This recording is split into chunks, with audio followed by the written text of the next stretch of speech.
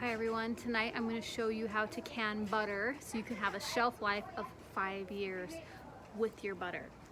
And after we can it, we're going to pressure cook this. You don't have to pressure cook it. It does seal on its own.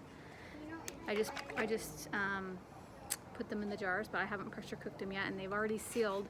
But I want to pressure cook it because I want to be sure that it's going to last for 5 years. Okay, if you don't pressure cook it, it might only last like a year or two, if even that. So you'd have to keep checking to make sure it's sealed and make sure it doesn't go rancid. Okay.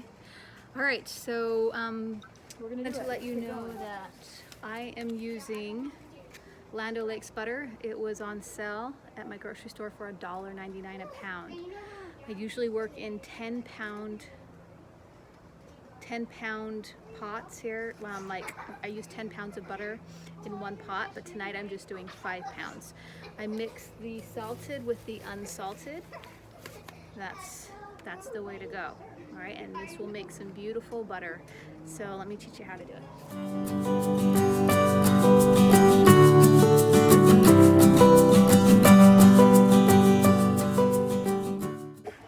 Okay, now we've got all of this butter. We're gonna melt it on the lowest heat that we have until it all comes together. We don't wanna burn it, but we wanna do it on a low heat.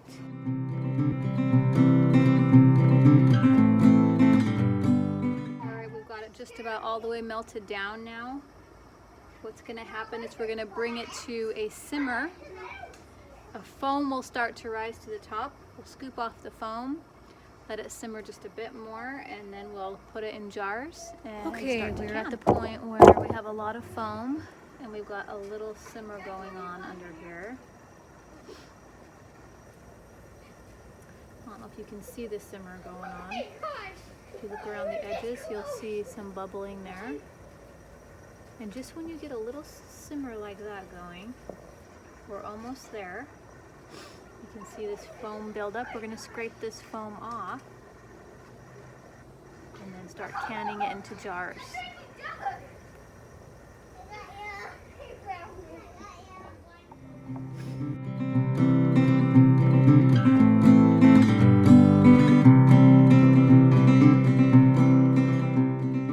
Okay, we don't have to get it all, but we got quite a bit.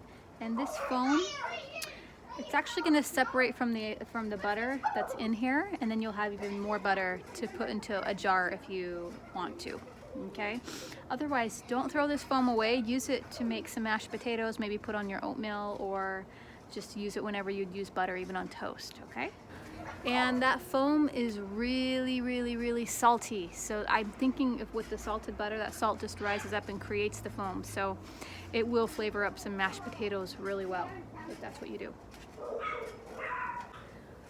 Okay, so see this pot over here? This is the canning pot. We have about 3 inches of water in it. We're gonna go ahead and start this.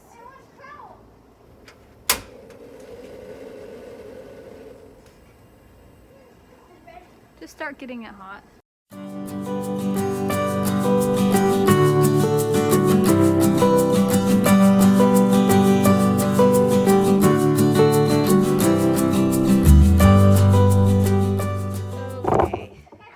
Outside because we're doing this at night, but this is all of our butter we got from 10 pounds of butter. 1, 2, 3, 4, 5, 6, 7, 8, 9, 10 pint jars of butter. 2 cups per jar. Okay, not bad. We need to wipe down the rings there.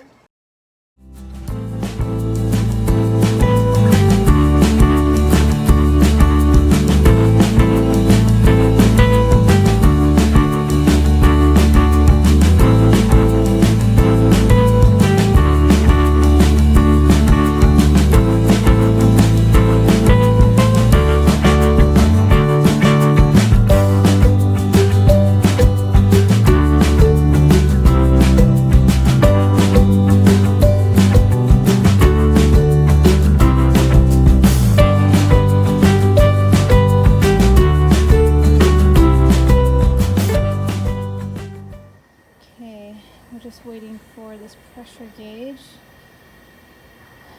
It won't go up yet till we put the pounds on.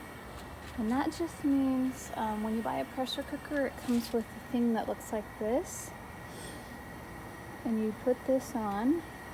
And then if your pressure cooker has a gauge, it'll tell you how many pounds of pressure there are. So I think we want about 10 to 15 right in there for my altitude in Arizona here. I will put this little knob on as soon as I see steam continuously going out that little spout hole. Oh. And that's what we'll do. And what will happen is this little thing back here, which is called a nipple. Get your head out of the gutter, but it will pop up, and then that tells us that it's pressurized in there. So that's what we're doing. Once we put this guy on there, after it has 10 minutes of a steady flow, then I'm going to set a timer for about 75 minutes, and then I will be done. I will turn it off. I will come back in the morning and check on it and keep shaking it up, because those solids do separate from the liquid, because it's a fat. It's got protein in it too. So we'll need to be shaking it up as it's continuously cooling down and solidifying. Okay, you can hear it. It's hard to see, but it spits up sometimes. We got a steady stream of steam, and you can see back here that nipple has popped up, and now I'm going to put the poundage on there. So I need to put this on there, but I don't want to do it with my hand because that could burn me. Okay, it's dancing. Oh yeah! And we're past the 15-pound pressure. We need to bring that down. So let's turn the heat down on it. Then I'll keep my eye on it. And we're ready to start the timer for 75 minutes. Okay, here is all of our butter that we've canned that will have a 5-year shelf life. Now what you need to know is that in the morning I came out and got them out of that pot of water, and I just shook them up. So I wanted the solids to really mesh with the liquids, and you're gonna have to kind of keep doing that in order to get this beautiful golden butter, which we now have.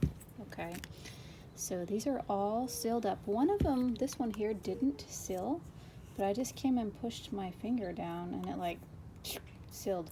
So I'll keep my eye on that one, but the rest of them, they all sealed just great. So I'm really excited about that. Okay, so this is kind of the bottom of one I didn't shake up or didn't come in and keep shaking up. This is kind of what might happen is you get these proteins that kind of separate from the fat, and I'm not exactly sure what goes on there, but you can still eat this, okay? So don't feel like that's a bad thing or anything like that. Just wanted to show you that does settle to the bottom a little bit. But if you can keep remembering to shake it up as you go, it kind of all meshes together. All right, and now we have butter. So if stores ever run out of butter, or we just can't get fresh ingredients, and you want butter for, whatever you use butter for in your baking or your cooking or your sauteing of veggies. And the great thing about this butter now is it's kind of like ghee. I think I will do a video on making ghee. And ghee is a butter that is basically lactose free.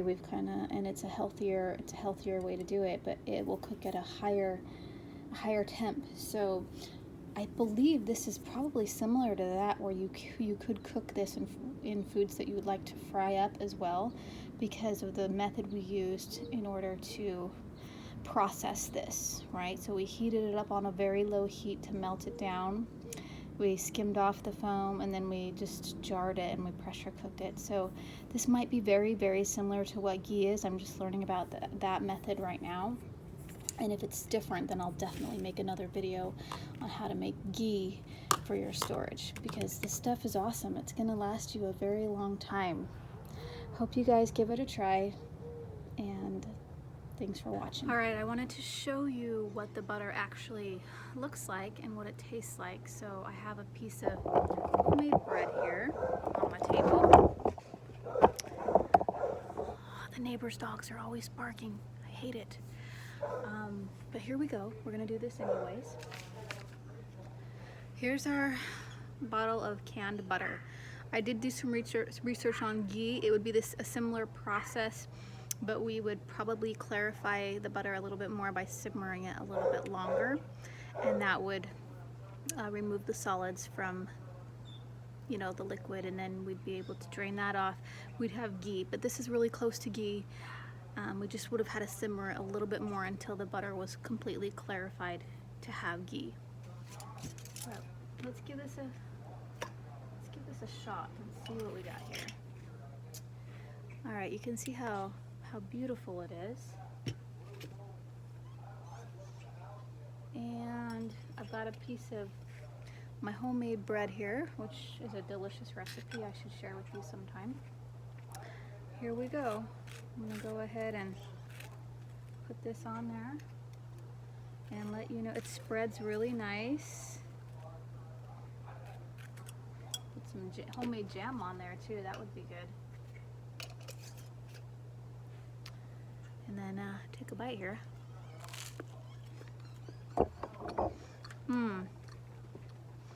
You know,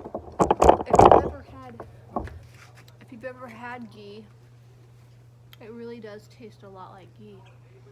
And so I'm gonna go ahead and say that this is probably the beginning stages of ghee, or if it's not ghee, because it really does taste exactly like ghee. Ghee tastes nutty, it's really rich, you don't need very much, it's really delicious. This is nuttier than regular butter, than the butter you would have. So it's a very rich, delicious, nutty flavor. All right, so I just wanted to show you that. I think what we did get out of this pretty much is ghee. So good. I love the flavor of ghee. In fact, in Ayurveda tradition, go study Ayurveda, the diet uses a ton of ghee because people even use it on their skin, and it's just really good for you because it doesn't contain all the lactose. People have dairy intolerance, they can have ghee instead of butter, and we just pretty much made our own here. And ghee is very, very expensive. A jar that size in the store will cost you upwards of $13 to $16, and we paid $1.99 a pound. It's not grass-fed butter, I understand that, but it's still it's a good quality butter, and it still produced this amazing flavor, and it went really well. So I would have to give this 2 thumbs up and encourage you guys to try it as well, and let me know how it goes. All right, you guys, enjoy. Have a beautiful rest of your day.